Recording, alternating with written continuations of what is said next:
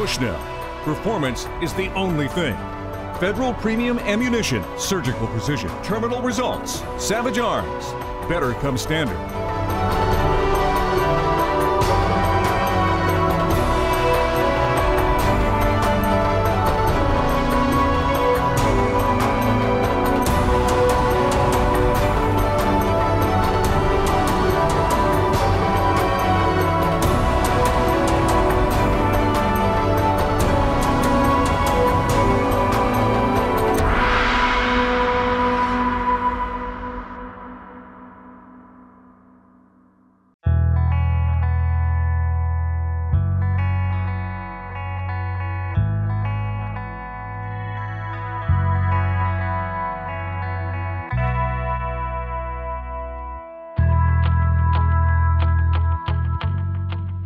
Hi folks, thanks for joining us here at Bushnell's Trigger Effect. This week's hunt's taking place in northeastern Saskatchewan with Dean Sleva at Spirit Creek Outfitters. That's right, we're targeting black bear, but however, this is a special episode. It's a part of a charity raising event that all the Vista Outdoor brands do every year, Bushnell, Federal, Savage, to raise money for a worthy cause. And this year it was for 2 fallen officers that died in the line of duty in the United States, so we're very honored to be a part of this episode. You bet, you're gonna love this bear action, so let's get out there and get some hunting in.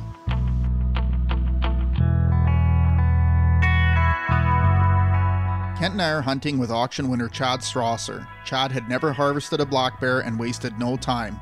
He put a few rounds through the Savage Model 110 and was ready to hit the field. Well, Chad, we couldn't have asked for a better day. Look at this weather. This is great. This is great. Yeah, so Dean has us heading back in. We were looking at some of the bears, and boy, I'll tell you, there's a couple tanks, including a beautiful color phase.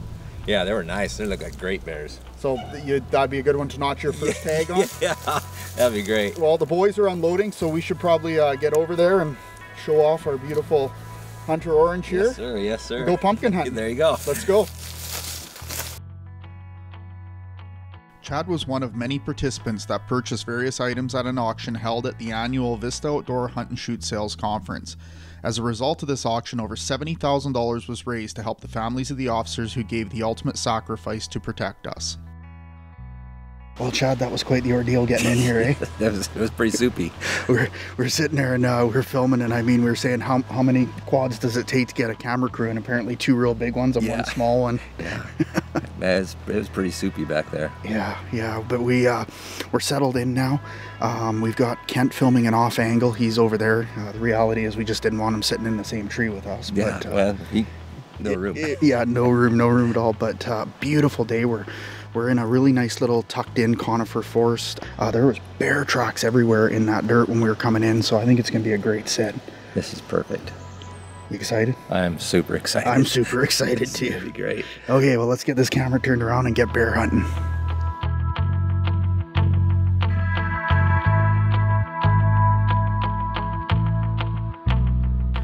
Well, Chad and I figured we've been in the stand for at least 5-6 hours, and we just looked, and we've been in here for 90 minutes. Yeah, your back starts to take a toll. Oh, I can't believe it's only been 90 minutes.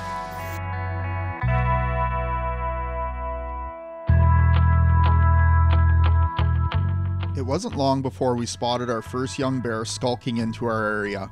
It wasn't the size we were looking for, but nevertheless, it was very exciting to share that encounter with Chad, who had never been this close to an apex predator. Well, we're getting into the last part of the evening. It's been pretty quiet since that bear left. Fine, time to share some memories on our phones. Yeah, we got lots of surfing of photos of family and past hunts, and we got to watch Kent almost fall out of the tree, but we're actually getting into that last, couple hours of light. When the bears really start to move, we've noticed an incredible temperature drop.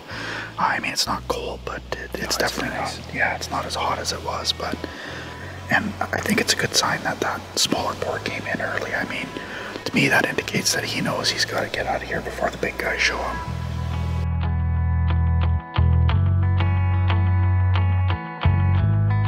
Enjoying the last light, we spotted a bear which at first looked like its head was rubbed bald. Upon reviewing the footage, we realized it was caked in mud to protect itself from the spring mosquito hatch. when that little bear started heading for Kent's tree stand, I thought to myself, that is why you don't eat egg salad sandwiches up in a tree stand. That's right. Because the bears will come again. That was pretty exciting. Bald head on that bear. Yeah, it was pretty cool. Exciting. That was fun. It's been a great first day out here bear hunting. We see a boar and a sow both come in. Great activity, warm weather. This has been a superb day. We still hear these bears out in the back rustling around. Getting a little too dark right now to be shooting, so first day comes to an end. Looking forward to tomorrow. This segment is brought to you by Westside Stores, your outdoor sports authority, and Safari Club International Canada, first for hunters. Bushnell's Trigger Effect wants to sincerely thank Dean Sleva, owner of Spirit Creek Outfitters, for graciously donating the hunt to help raise funds for this amazing cause. Often we hear about the contributions that hunting sports does for conservation and management.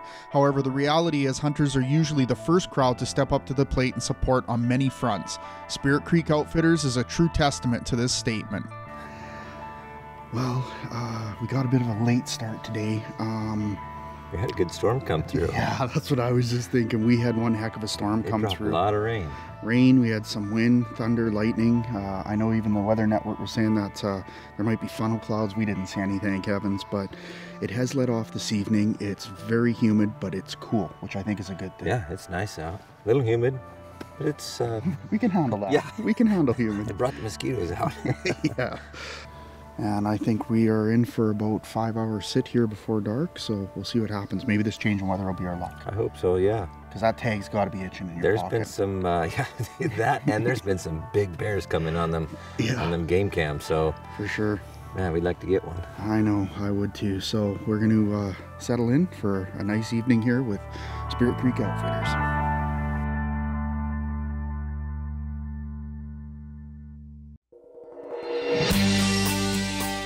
Even when there are no bears in the area, the forest always provides some sort of entertainment. However, it isn't long before our first bear pays us a visit.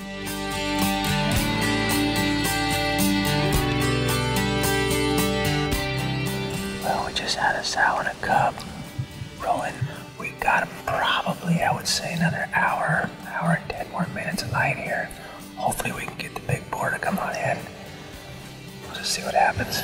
It doesn't take a whole lot of observation before a hunter can figure out the bear's life is all about pecking order. The math is simple. A small bear gets chased off by a medium bear gets chased off by a big bear. It's mostly about intimidation, huffing, posturing, and clicking the jaw. However, if intimidation does not work, a bear is quick to enforce its dominance.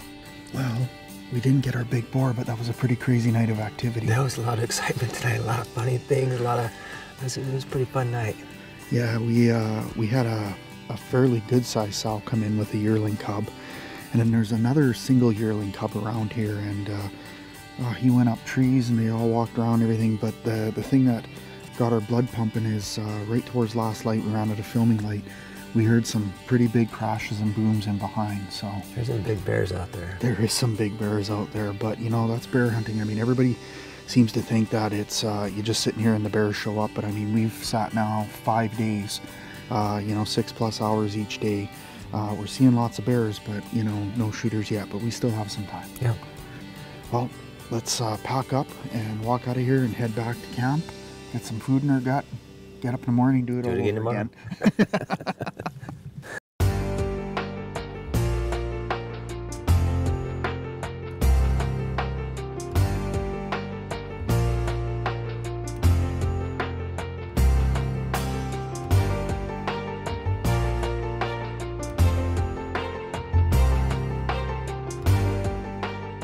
Well, Chad, we have a bit of a storm rolling through. We got some rain just finished. We've got thunder and lightning happening off in the distance, but we made it to the new location. Yeah, this new site, it's a little bit brighter, brings in more light. I think we've probably got another 20 minutes this afternoon of shooting time. Yeah, no, for sure. And I mean, Blair and Dean showed us last night that there's 3 really nice bears, and I know I've said that before, but they're out at the daytime. We go home, we watch these SD cards with the pictures on them. I'm like, man, you know there's a big bear in there. Yeah, it's just a matter of getting those big boys to come out during the daytime. But I know, like, the boys at Spirit Creek have been working incredibly hard. We have Kent off to our left on a secondary angle. Everything is set for a fantastic night. I'm looking forward to it. Let's bring him in. Let's notch a tag. Yeah.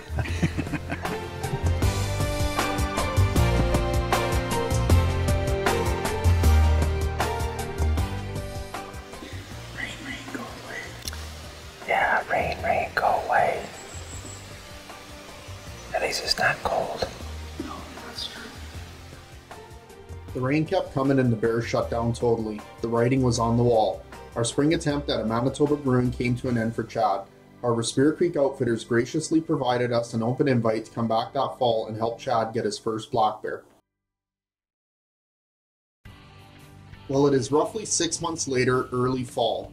We are back again to Spirit Creek Outfitters to hopefully connect with Chad's first Manitoba black bear.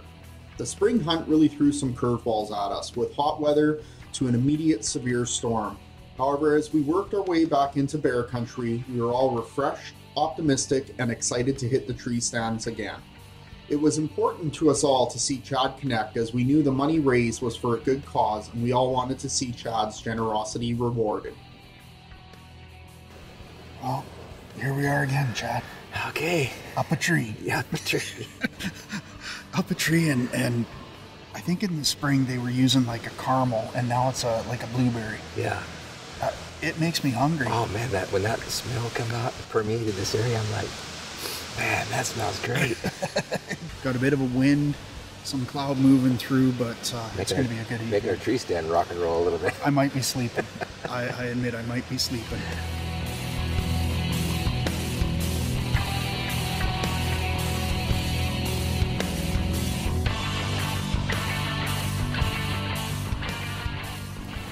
Just now seen a bear about 100 yards back there.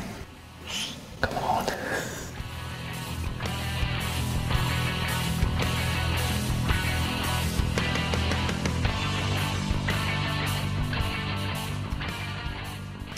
Just a good looking little bear, not quite a shooter what we're looking for, but boy, if you look at him, he sure is pretty.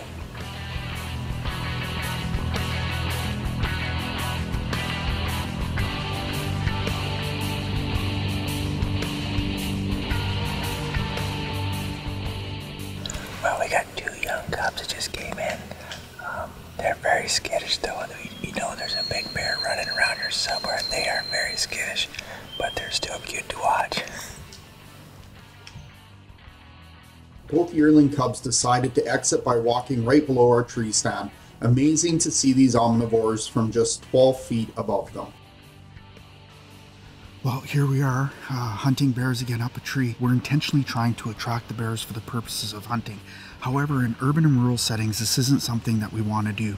And that's a great conservation connection piece with Lethbridge College. Let's hear a little bit more about living with bears. Living with black bears in North America. The biggest thing you can do is control your attractants. Everyone, I'm sure, has heard the saying, a fed bear is a dead bear. And that goes for camping or in your backyard. Most black bears have a natural fear of humans and they're going to approach cautiously into these areas, but that'll be overridden by food. So if they can smell it, see it, they're going to come in, they're going to test it, they get that high energy food, they're going to want to come back.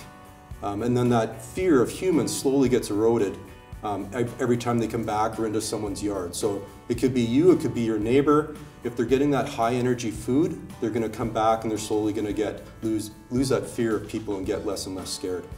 So what can you do? You can control your attractants. You can only put your garbage out right the morning before it gets picked up, or you can get a garbage can that secures.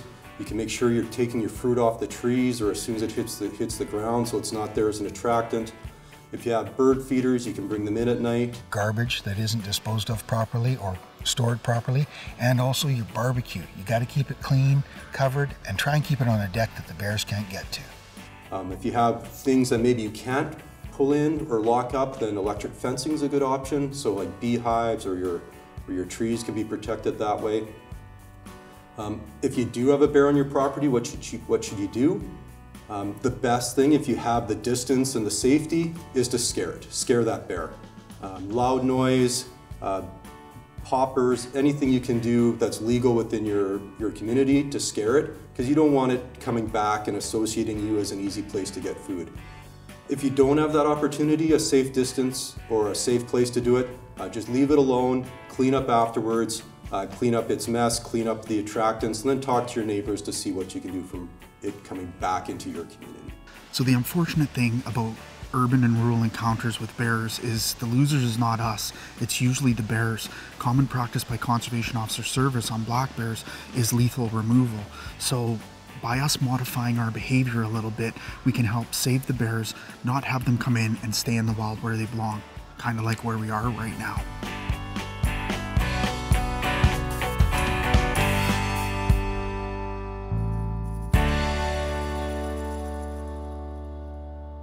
This segment is brought to you by Gold Tip. Start tough, stay true. Taxidermy services provided by Hunters Union and Ray Weens Taxidermy.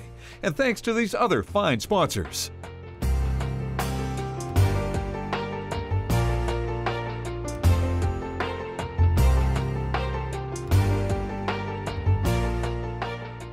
Well, Chad, that was a wrap, but what an exciting evening. We had a lot of bears come in here. This has been great for our first day back this fall. This has been fun. Yeah, we had a bit of a complacency here, we have to admit. We had it looks like a sibling pair that's out on their own for the first time, and they were kind of cat and mousing each other and everything like that. And, you know, we'd see one, you know, get spooked off and come back in and spooked off and come back in. And unfortunately, at last light, Chad says there's another bear and it didn't run. And so we just assumed it was a second bear. And what was it? It was a shooter bear. It was a shooter bear. And yeah, you know, it's one of those things you just can't get complacent. We should have maybe been paid a little more attention, but by the time we noticed it was actually a shooter bear, it had busted us and took off. Yeah, yeah. That's So definitely one for the Bears now. Yeah. We got our game faces back on. We did. We got serious quick. But anyways, we're gonna pack up here and head out. It's end of legal shooting. We only get a half hour after sun set, and we've hit it. So that was a great evening though. Lots of bears. Great. We did see a shooter. It's fun to be back. It's fun to be back. So close.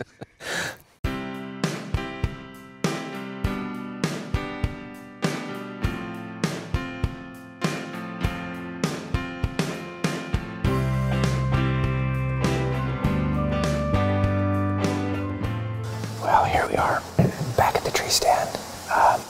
Just sat down, everything's settled in. It's going to be a beautiful day today. The weather is absolutely perfect. I think I dressed a little bit warmer than yesterday. Let's just get started and get this bears coming in.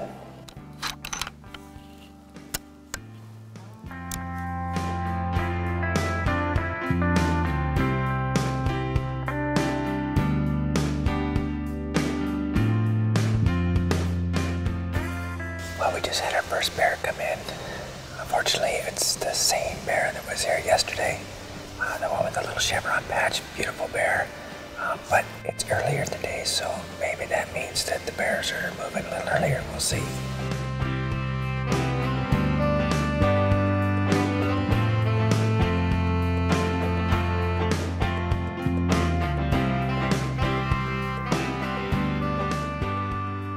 Well, let's see. I think this is our fourth bear that's come in tonight.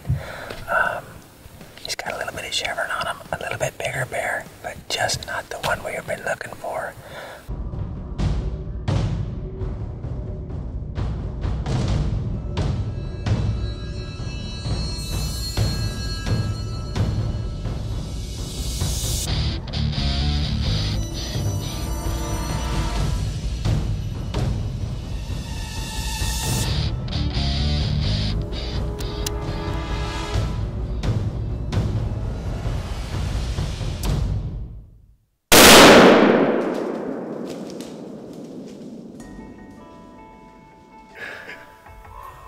He's down now. Man, I've got the shakes.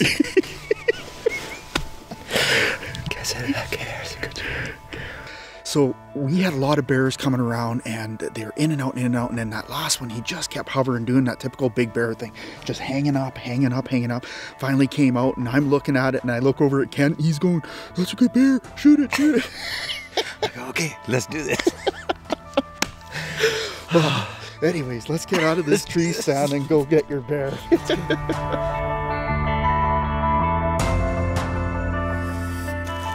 Bud right there. Oh, he is bleeding hard.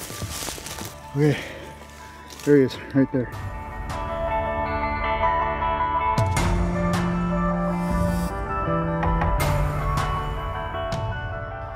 Well, Chad, there's a wrap to a spring and a fall hunt on your Saskatchewan black bear, and an absolutely stunning bear. This is a beautiful bear. I cannot be I'm so excited, man. I'm speechless. Yeah, you know what? You definitely earned it. I mean, you were patient, and the bear is literally, you can't see it, but it is no more than 50 yards from where you shot. Yeah, we were just right there up in that tree stand right there. Well, as you can see, it's nighttime.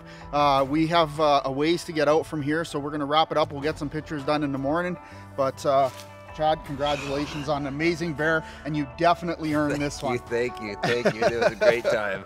What a great time. We've been hunting for days and days, waiting to see. We've seen pictures on the trail cams of beautiful bears, but they just weren't coming in a legal light, and this one worked out just perfect for us. Oh, I couldn't believe it. I was so excited. It ran off maybe 20, 30 yards, and we got it. It was just a beautiful bear. Thank Spirit Creek Outfitters. This was a great hunt. Had a great time. Detective Lancaster lost his life in the line of duty on May 9th, 2016, leaving behind a wife and 2 children. Captain Melton was killed in the line of duty on July 19th, 2016, leaving behind 4 children. We dedicate this episode in your honor.